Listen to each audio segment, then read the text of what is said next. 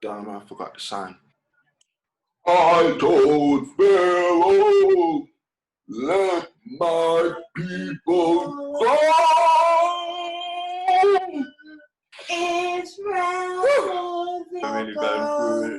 The press so hard they could not stop. People go down, lay down in Egypt. I can't hear what she's singing. Welcome to Young, Gifted and Deaf. Pharaoh, to let my people go. Hey guys, as you can see, I'm outdoors. I think it's just up Archbishop Park, chilling. I thought I'd take the opportunity to speak about something that I think is really important to me right now, my mental health. The reasons for the deterioration of my mental health.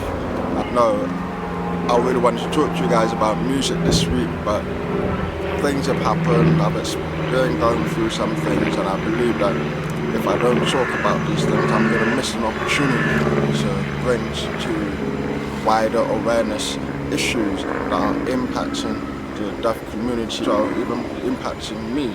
But I have to use my own experience, so this is my truth.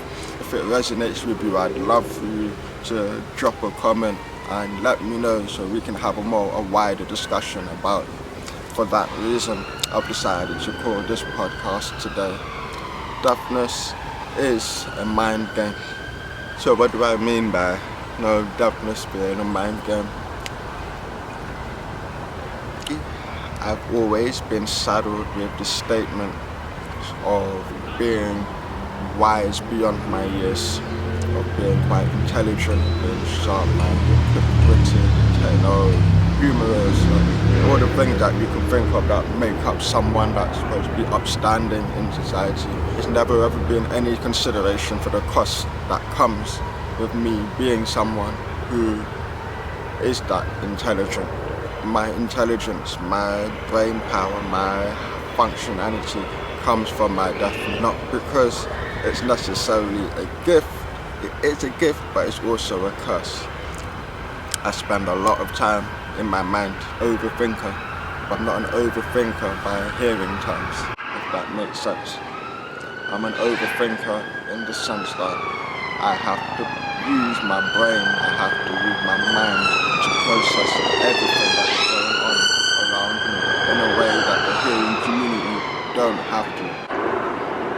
When you lip read, it really brings down ability to coherently communicate with someone. With that lip reading, I want you to think about this, okay? Just think about this. You are lip reading. You are watching someone's lip, and you can determine every single word that is coming out of their mouth. But in order to be able to read someone's lips and determine what words are coming out of their mouths, you have to have a wide vocabulary of words. Differentiate on, if you can hear sound, the sounds and the movement of someone's lips to be able to tell you that this is what that person is saying. I have to hack human behavior in order to be able to communicate on a basic level. And that is tiring for me mentally. It's tiring for me physically. It is tiring for me because I have to accommodate that. I have to constantly move towards that. I have to constantly be the person who's doing the processing. And because I'm constantly processing, I'm always sensitized to what is going on around me in a way that is unhealthy for a deaf brain. But deaf people are 30 to 60% more likely to end up with mental health disorder in adulthood. Up to 90% of deaf children are brought up in hearing homes. Only 1 out of 10 parents will actually learn sign language. You're deaf, your origin language, the natural language for you is sign language. If your parents aren't learning sign language, you then have to adapt and accommodate their language that isn't your language. How are you then meant to learn your identity and live freely in your identity when you are assuming someone else's identity. For me, my mind is constantly at a point of being bombarded, because I feel this is probably the perfect example for next time you watch Netflix, whatever show it is, put the subtitles on. Show your favorite show with subtitles and pay attention to the subtitles for maybe 4 episodes, maybe 5 episodes, maybe 4 hours, and just have the subtitles on. And then I want you to tell me how tired you feel after you watch for 4 or 5 hours. Now imagine that that reading of subtitles is reading someone's lips. Do that for every single human being that you know. Every single human being that you know has a unique way of speaking. You then have to process, analyze, and log every single person's behavior, their mannerism, their body language, when they say certain words, and you have to match and associate, and you get it wrong all the time. You're constantly gonna get it wrong, but you constantly have to keep trying, because you know that if you don't try, you're never gonna be able to immerse yourself in society. You're never gonna be able to be accepted in society. This is just my truth. This is what I've experienced. And I am tired, but I also feel a duty to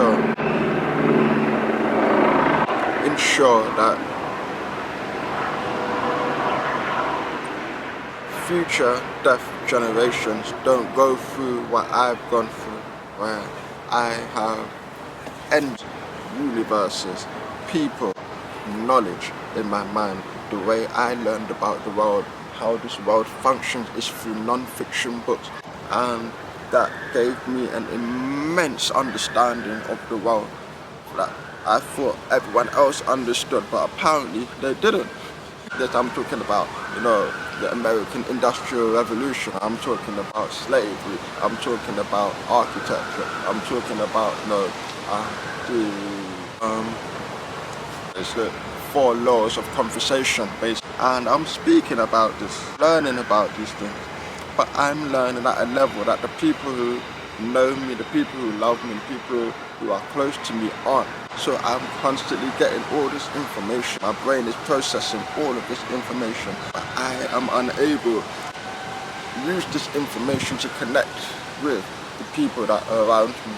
This has probably been the first time that I feel like I've been able to maybe find a platform to communicate all the knowledge, all the information, all the experiences that I've gathered. But I'm now having to accept that it's come at a great cost to my mental health. It's come at a great cost to my happiness. It's come at a great cost to my sense of self. As my mind explores various realities, as my mind explores various outcomes, my mind explores various scenarios, as my mind explores various possible responses to my podcast, as my mind on all these things, it's a lot to process. I have to spend a lot more time consciously processing information in a way that a hearing person does not. Does that make sense? I have to spend more time consciously processing information in a way that a hearing person does not. And what that means is that when I leave my house and I step outside, I can't hear the sounds to tell me if a car is coming when I'm crossing the road. I have to walk, I have to consciously think about it. To hear a person, and oftentimes I observe, people be like, that's not true, but I observe. You can tell me if I'm wrong, there's the comments are right there, so you can tell me if I'm wrong. And I see that, you do look, but chances are if you don't hear anything, you're gonna go straight across. Am I wrong, Lewis? Am I right? It's that for me, I've had to. It's a process that is impossible to stop when you haven't been given a language that allows you to communicate your fears, that allows you to communicate your emotions, that allows you to communicate your suffering. Even I have a language that I've been taught, and even when I use it to communicate, the people who have given it to me don't understand, because that audible aspect has been removed from the equation. When we talk about deaf people, we're not thinking about hearing people, are not thinking about how much they take their hearing for granted, how much they're able to do freely without actually having to think about it for granted. So you get pushed into a position where you don't know how to communicate, you don't know how to function, you don't know how to process all the things that are going on in your mind. Now, so I recently found out that deaf people are a lot more likely to end up with dementia. Your brain does a lot more processing, right? And when your brain does more processing, even though it can become more efficient, it actually becomes weaker at the same time because it's doing so much more. So for me, I feel like my brain can do whatever the hell that I can put my mind to anything and process information just like that and take what I need, but it comes at a cost. I don't really know how you can talk about this without ruffling some feathers. Like some feathers are gonna get ruffled. I don't really care, really. Like, that's just how it's gonna be.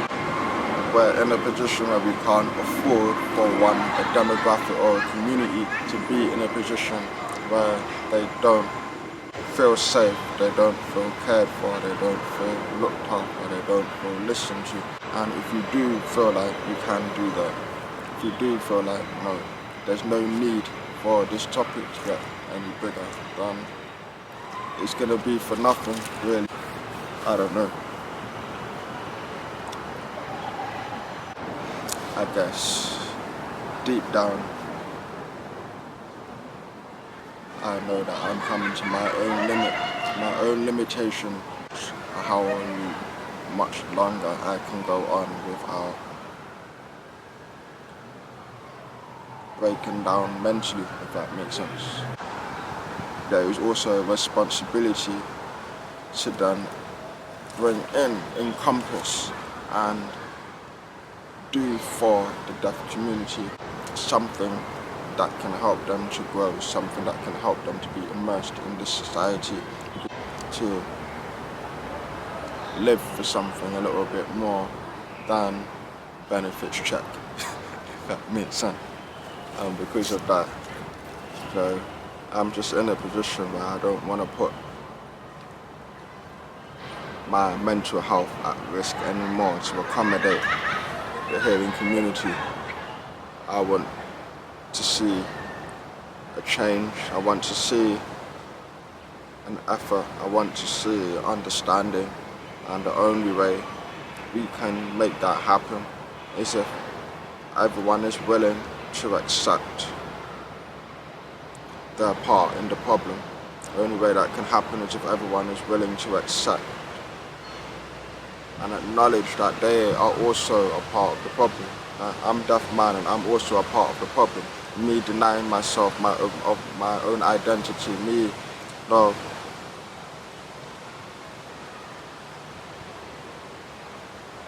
So me denying myself of my identity, denying my identity, acting as if I'm not deaf, and I'm a part of the problem too.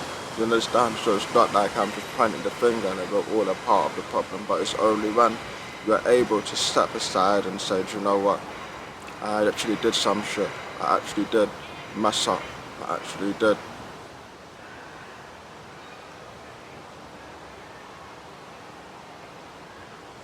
I actually did cause some part of the problem that I'm trying to fight. And until we're able to do that, it's going to be a lot harder for us to find our way through this life that we're going through, this problem that we're going through, this, the bullshit. That's what it is bullshit. And mentally, I'm at a point where I can't tell my head from my ass when it comes to society, and that scares me because the world is changing, and as a deaf man I have no idea where I fit in. I have no idea where I belong in that society, and that scares me, but at the same time it's giving me life, because now I know I have something to fight for.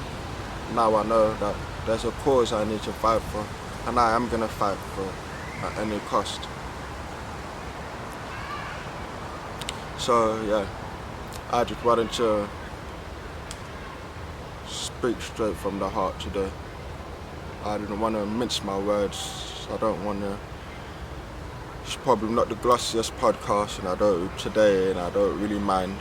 But I feel like right now we're in a place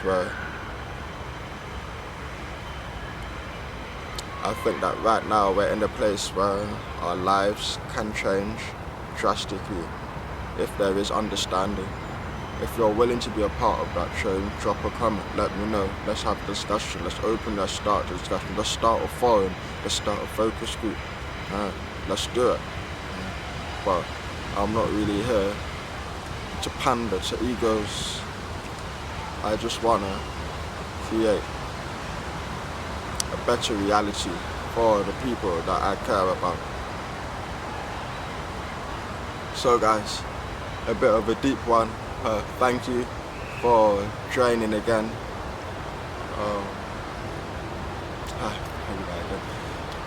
So guys, a bit of a deep one. Thank you for joining Young, Gifted and Deaf again for this episode 2. I hope we'll be a bit more lively next week. Next week we'll be dealing with more about the deaf reality. I can't really talk about what the topics are going to be because I feel like the topics change every now and then, but I want to be talking a bit more about relevant news and relevant information. I want to be able to give you things to think about, and that's what this podcast is about. It's not about trying to look good, it's not about how many people are listening, it's about giving you a message that I believe can help you, and if I believe that can play a part in changing the reality of the world that we see today. So please guys, drop a comment, subscribe, like, share, and please, whatever you do, start this conversation. So if you know anyone who's deaf, ask them about their mental health, ask them how they're feeling, sit down, discuss it with them. So just try it if you can, try and find a way. Even if you can't find a way, there's technology there, so there's no excuses anymore. Find a way, that's all I'm asking. I've been Sabian, Young, Gifted and Deaf. Have a good weekend and a blessed week. Thank you.